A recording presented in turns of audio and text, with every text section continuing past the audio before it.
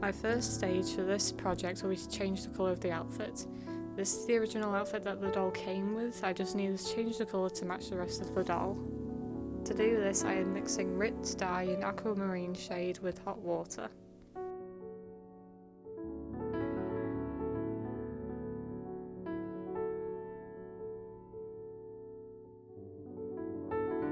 Letting the dress into the dye slowly will mean that the dye will have a better chance of being able to spread equally around the fabric.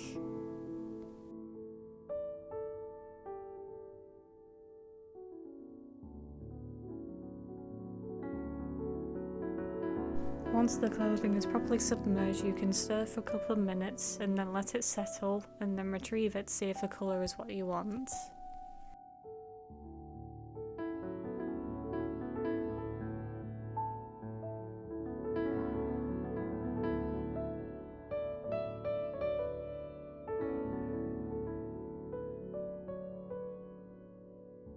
I was happy to see that the dye had had a good reaction with the fabrics. Unfortunately though, I wanted the dress to be a little bit darker, so because of this we put it back into the dye for about 15 minutes, but not too long in order to damage the fabric.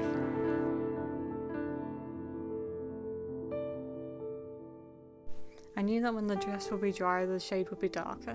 Because of this, I only soaked the dress twice in the dye before removing any excess and then leaving it up to dry.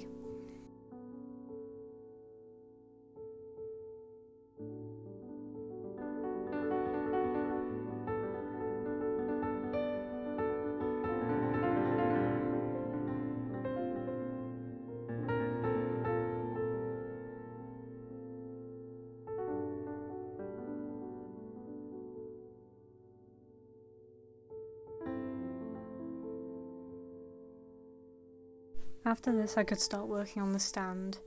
By using colour coordinated materials, I felt I was able to construct a stand that would match the colour scheme of the rest of the doll. I needed a clean base for the rest of the project. This meant I had to remove the face and the shoe details with nail polish remover so that I could go on to repaint them later on.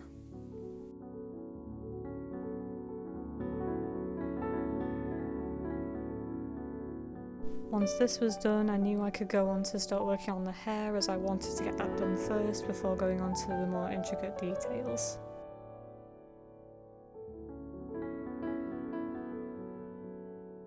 The hair was badly tangled up, so I used some hot water just to soak into the hair, and then I could try and remove the knots afterwards.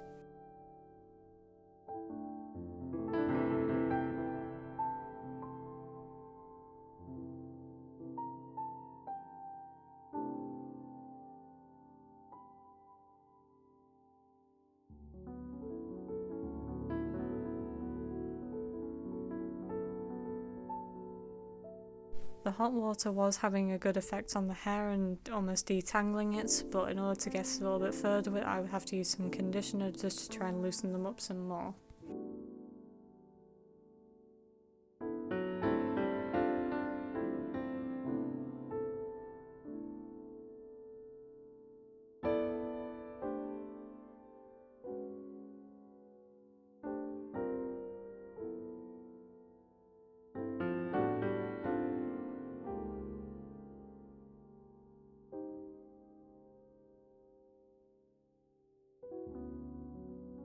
By using a small comb, I was taking small sections of the hair and brushing out the ends first in order to get those knots out easier, and then I could move on to the rest of the hair, removing the rest of the knots.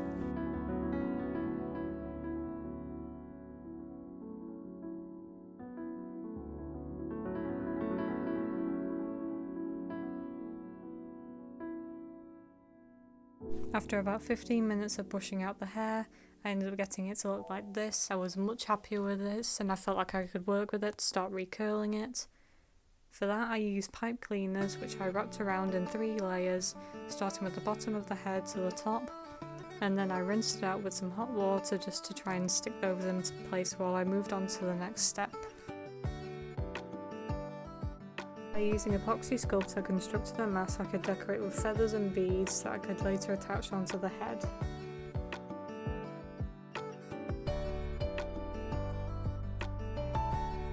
For the hands, I wanted to make some white gloves. I would use some white ribbon to go around the wrist and then paint the rest of the hand white, and then go on to paint the rest of the shoes blue.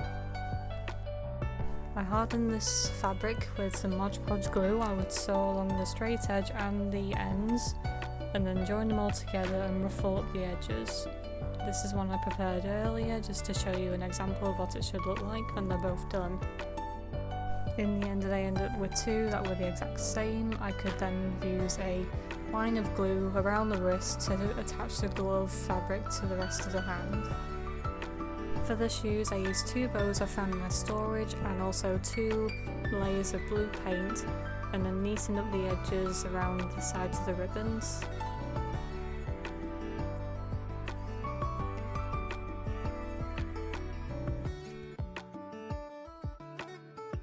The dress to me was detailed enough, but I just wanted to add a couple more things to it to add a little bit of dimension. For that, I used some blue beads that I would put around the end of the skirt, and also a bow I would add onto the same section of the body. I would then also use some blue thread just to match the rest of the dress.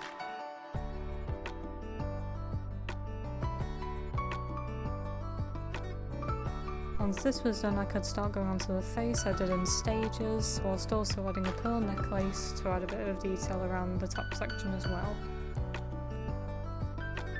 When it comes to doing faces, I've learnt it's a case of trust the process. For this, I used some blue and white paint, some blue glitter around the lips, as well as some black paint and some false eyelashes. You can find these in any kind of beauty shops. I got the ones in 3s as it adds a little bit of variety. From here, it was a really fun stage of reattaching the dress, and once I put the dress back on, I felt like it was really starting to bring this project together. With the dress back on, the face done, I could remove the pipe cleaners from the hair, and in the end I was so happy with this.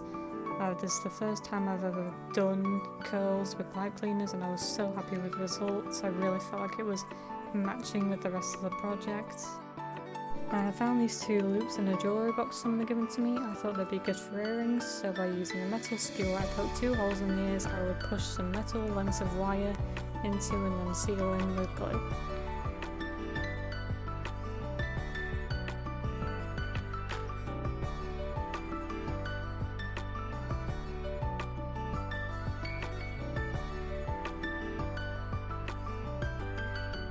I could then start going on to attach the mask onto the head. For this, I left a length of black ribbon.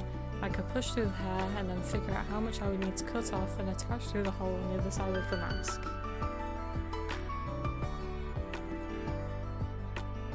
Once I had done this, I felt very happy that the mask was now starting to blend in with the rest of the project, and I felt like there was a lot of details I'd really put a lot of thought into really coming together. I could start thinking about attaching the top of the stand to the wire behind the doll. I had curled the top of the wire into a loop to create a flat surface for it to rest on, and I had also thought about putting a piece of wood underneath to add a bit of structure to it. I also added a tissue over the top of the doll just to kind of hide her from any glue that might have fallen off while I was doing this.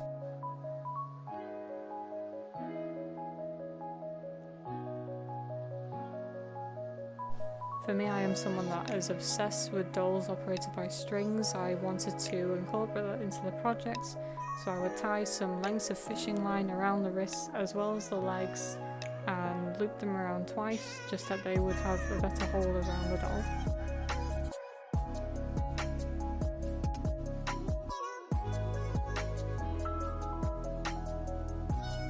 With the doll itself being finished, I could go on to work onto the stand. I had measured her and found a stand that would leave plenty of room around her for me to be able to manoeuvre her and carry her without damaging her.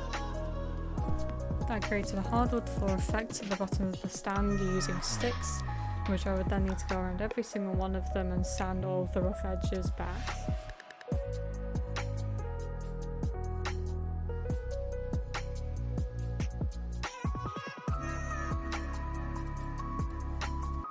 Using some Mod Podge glue, I would go under each and every single one of the sticks and stick them into place so that they wouldn't move around if I moved the stand.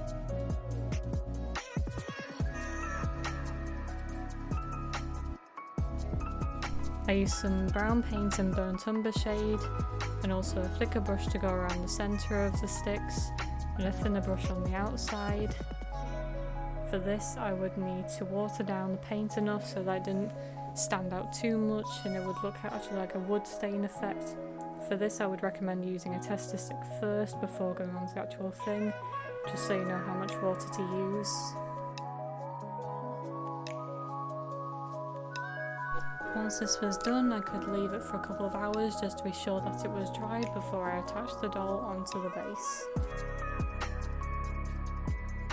Once I was confident it was dry, I could attach the doll onto the stand itself and think about how I could wrap these lights that came with the stand around the doll.